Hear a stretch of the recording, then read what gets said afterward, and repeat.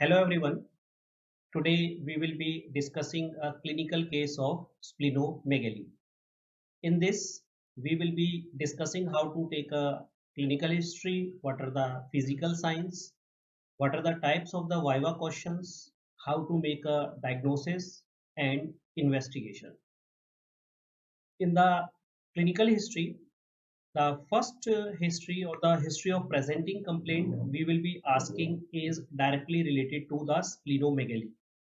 And the most common symptom directly related to the splenomegaly is the pain or discomfort in the left upper quadrant of the abdomen, and as well as feeling of early feeling.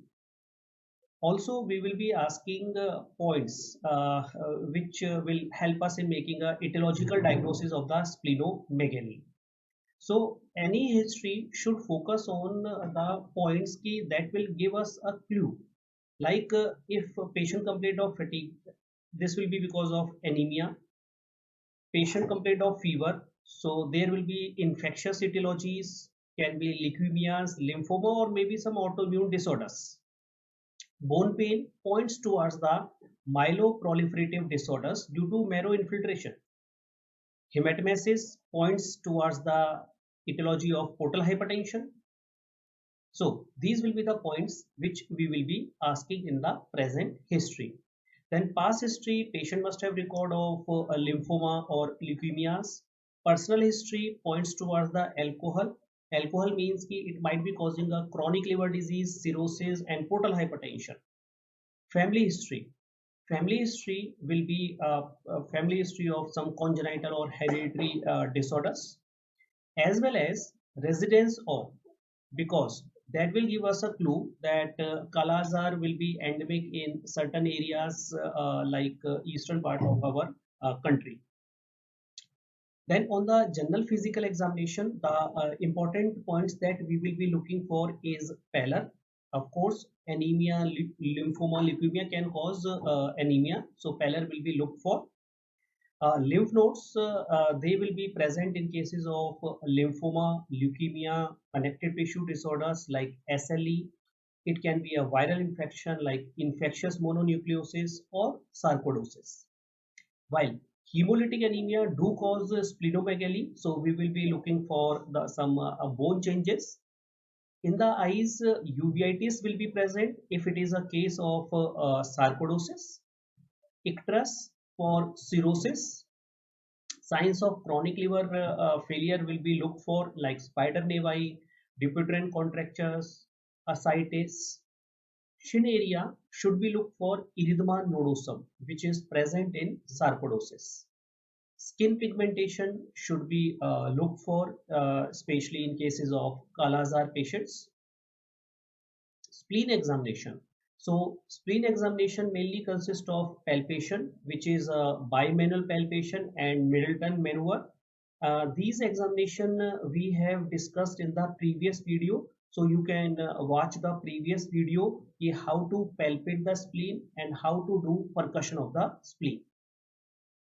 Now other system examination will be done. For example, cardiovascular system.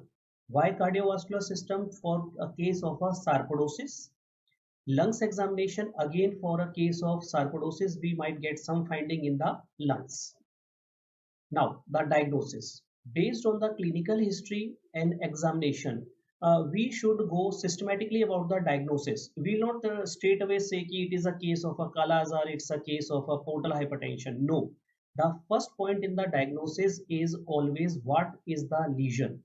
So we will say splenomegaly is present, or we can say a mass in the left upper quadrant is present and it is say 10 centimeter, 8 centimeter, or whatever is the size of that mass below the left costal margin. Then the next point will be what is the etiological diagnosis. So in the etiological diagnosis we need the investigations, but before the investigation we can tell the differential diagnosis of the etiological diagnosis based on our examination finding. If we get a chronic liver failure signs, we will say that the etiology can be a portal hypertension.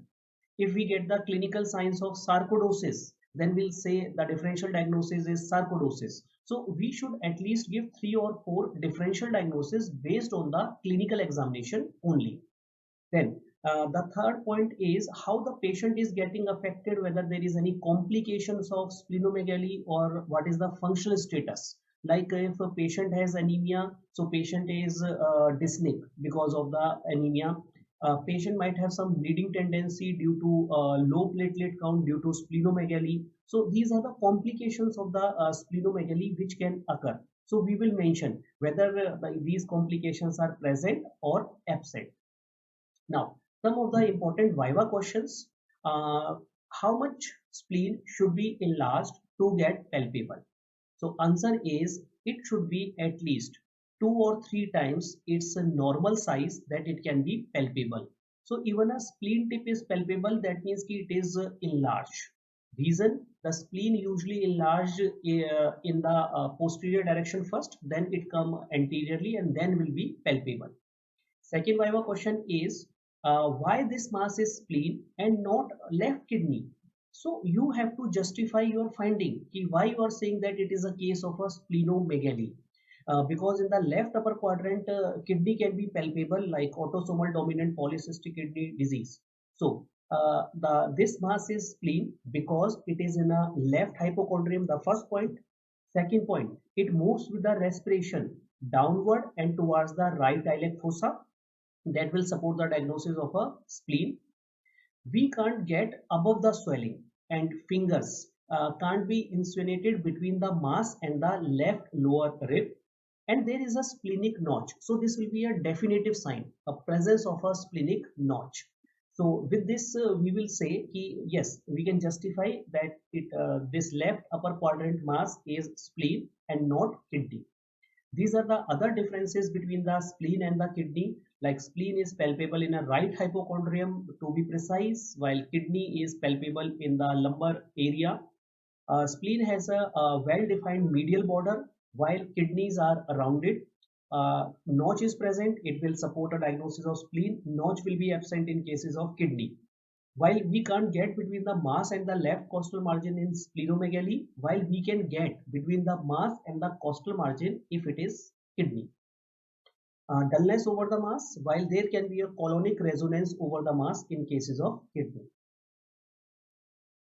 Then next question will come, okay, what will be the differential diagnosis of mass in the left hypochondrium? So other organs which can be palpable besides the spleen and the kidney are carcinoma of the colon, left hepatic flexure.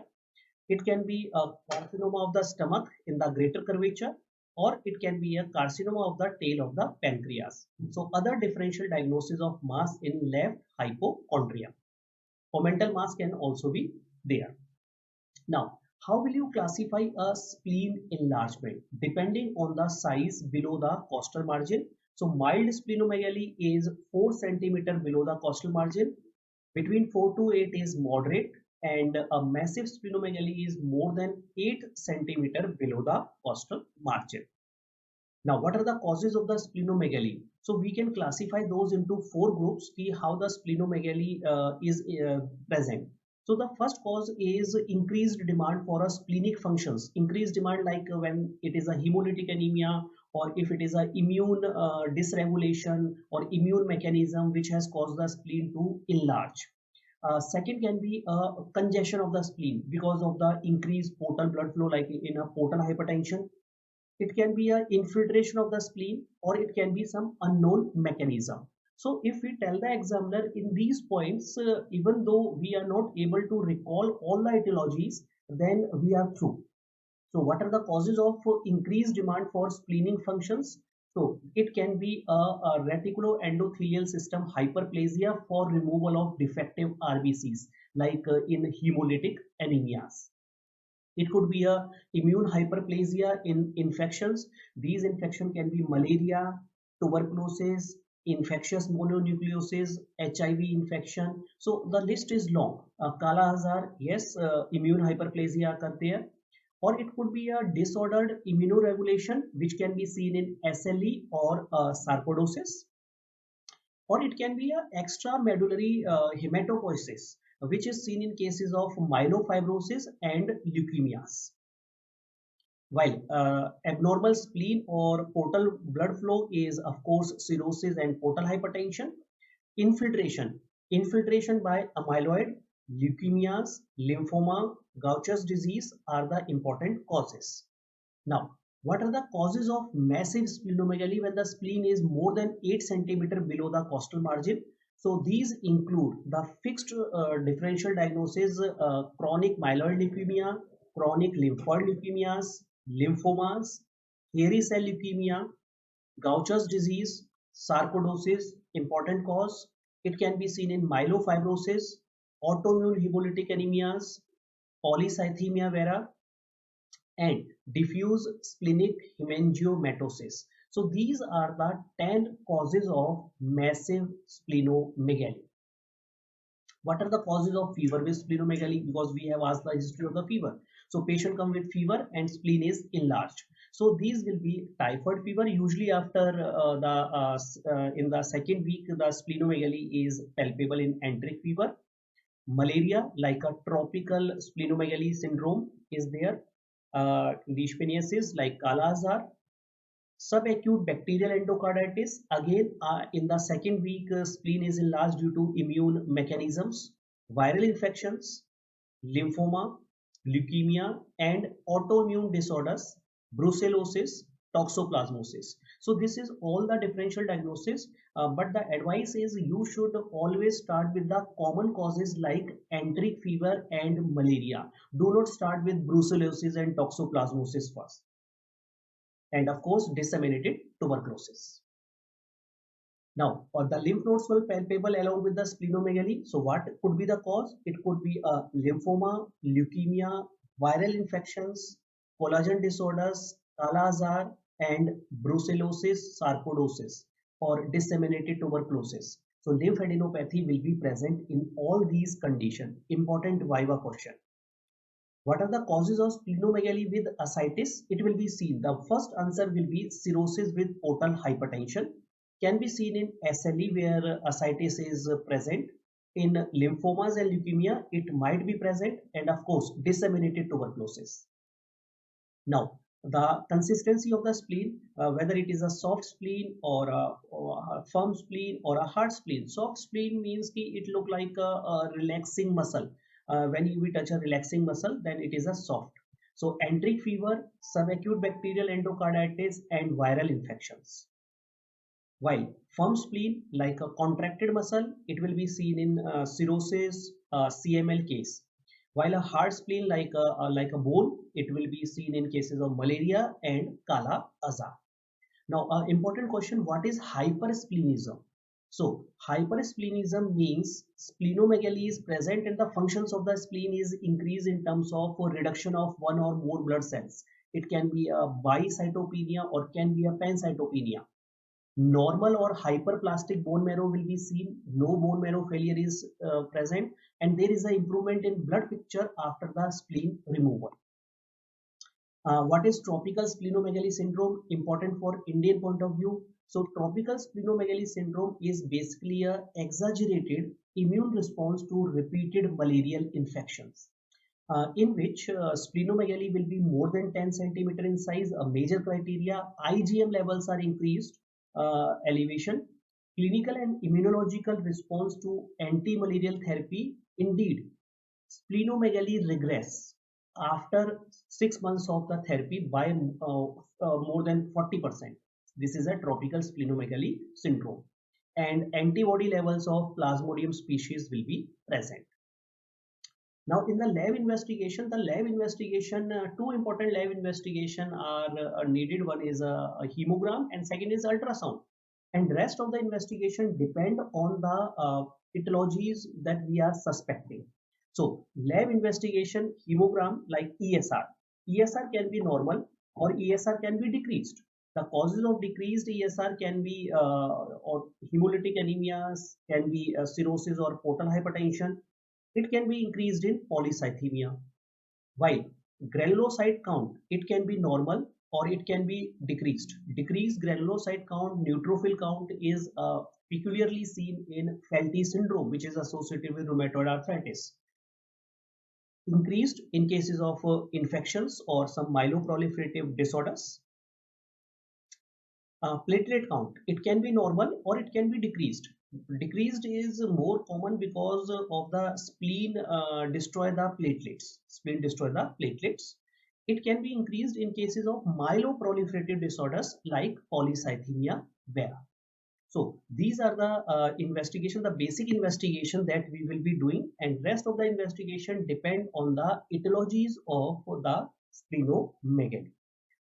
Hopefully, you like this discussion of the splenomegaly, especially the Viva questions. So if you have any questions, you can put your questions under this comment section of this video. Thank you, all of you.